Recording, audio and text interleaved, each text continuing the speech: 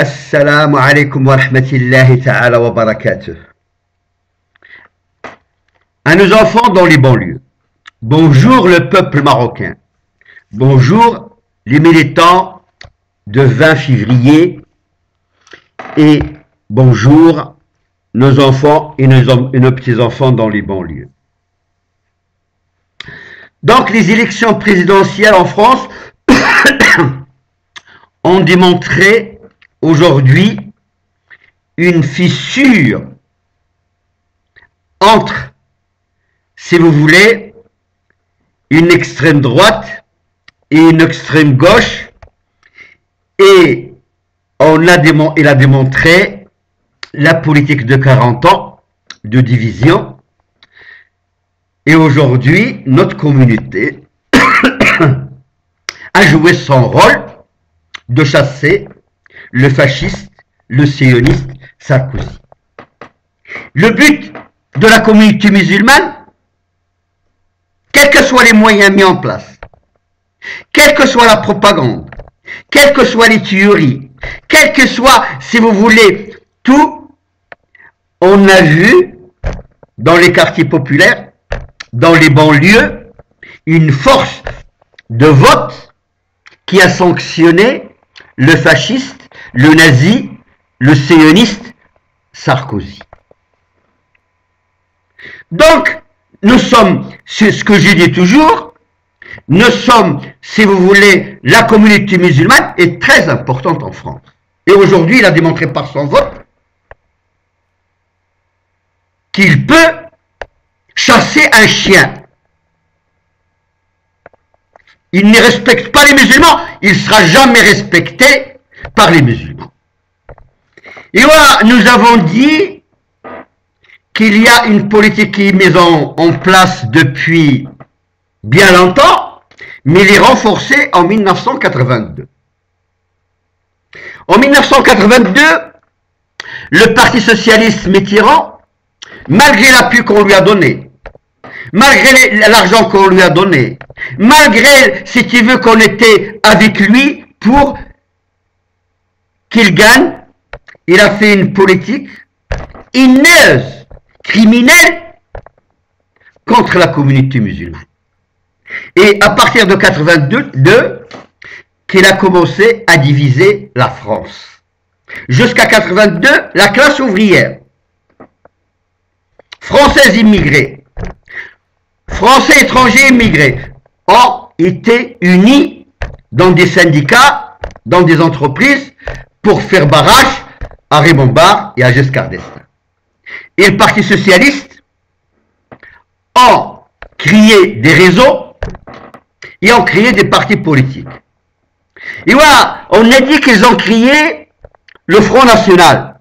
En 82, nous, lorsqu'on était dans des grèves dures, dans des grèves, si vous voulez, où on était abandonné par la CGT, la CFDT et les partis politiques, ils se servent de notre lutte dans les entreprises pour augmenter l'audience de Jean-Marie Le Pen. Et voilà, on a dit, le but de Jean-Marie Le Pen, c'est de faire peur à l'immigration et d'avoir des thèses haineuses, racistes, pour diviser la France. Et voilà, on a vécu ça presque 30 ans, ou 40 ans, 30 ans. Donc, et cette politique de haine qui s'appuie sur deux axes. Un axe politique, le front de gauche et l'extrême droite. Et les réseaux qui sont à l'intérieur de nos administrations, des réseaux nazis, fascistes, qui détruisent nos enfants et qui détruisent nos biens. Ça, c'est contre la communauté musulmane. Et voilà, aujourd'hui, cette communauté a démontré sa maturité. Elle m'a démontré qu'il peut voter comme un bloc. Qu'il était, si vous voulez, ce qu'on a vu, c'est la sanction d'une communauté contre un fasciste, un nazi, un sioniste. Et on les chassait, malgré les moyens de l'État, malgré la propagande, malgré la télévision, malgré Bouygues, malgré toutes les télévisions au monde, il est sorti par la petite porte, grâce à la communauté, et grâce aux bons lieux, et grâce à nos enfants et nos petits-enfants. Mais est-ce qu'aujourd'hui on a réglé notre problème? Non. En 80, on a fait confiance au président Mitterrand et au Parti socialiste. 2 ans après, ils nous ont trahis. Et des millions de travailleurs, on les a mis en dehors des entreprises. Et on a accentué les ghettos, et on a accentué la répression contre nos enfants et nos petits-enfants, et on les a éjectés de l'éducation, et on les a marginalisés, et on les a isolés. Mais on ne peut pas oublier ça. Et on a fabriqué des réseaux savement organisés pour mater ces populations. Aujourd'hui, ces petits-enfants, ces enfants, et nous avons cette maturité, cette expérience. Donc, pour le Parti socialiste, il n'y a pas un chèque en blanc. C'est coup par coup. Il parle de l'éducation, il parle des jeunes des banlieues. Mais je me pose toujours une question. Est-ce que les gens qui ont mis une politique raciste, criminelle, de division, qui ont mis ces réseaux que j'appelle des réseaux nazis et fascistes, dans les préfectures, à la justice, partout dans l'administration, sont aujourd'hui capables de réformer? Mais je peux vous dire non. C'est un trompe-œil.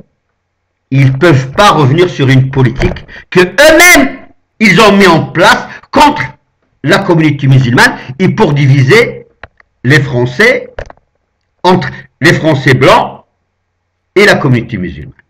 Mais les 5 années qu'on va vivre, c'est de tricherie, de tromperie et de manipulation, mais rien ne pourra changer dans les banlieues. Parce que ces gens-là, ils ont provoqué une grande crise.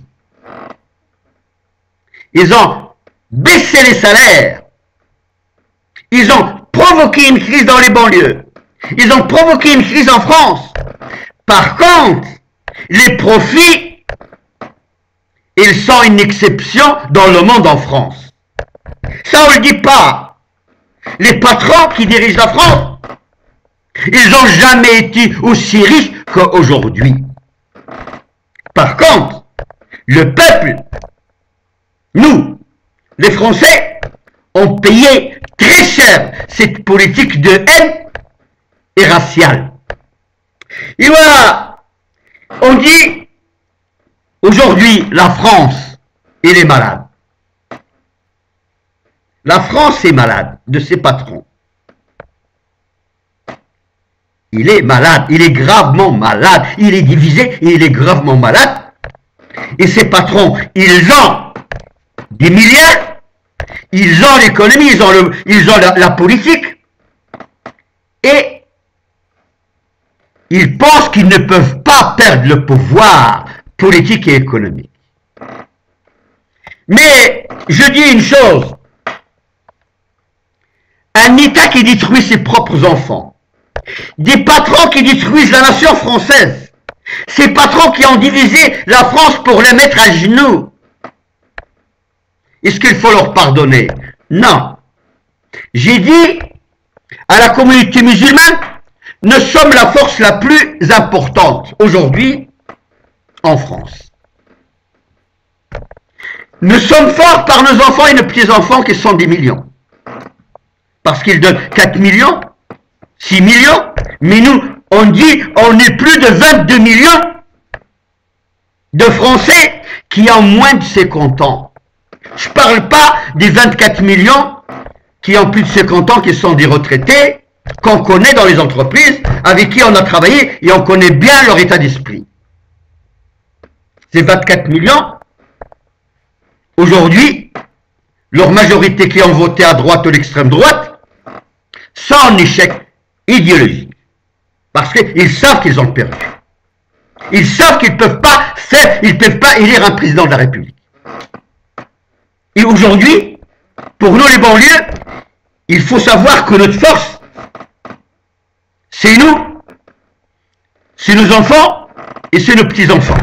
On ne peut pas faire confiance à ces fascistes. On ne peut pas faire confiance à ces nazis.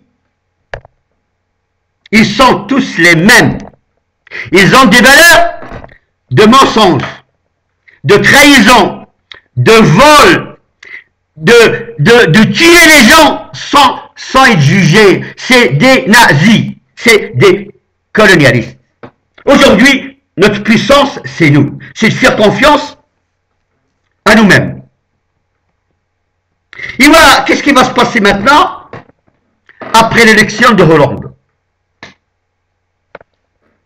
Donc, Madame Le Pen va se trouver, il est aujourd'hui entre 18%, mais demain il sera peut-être à 25-30%.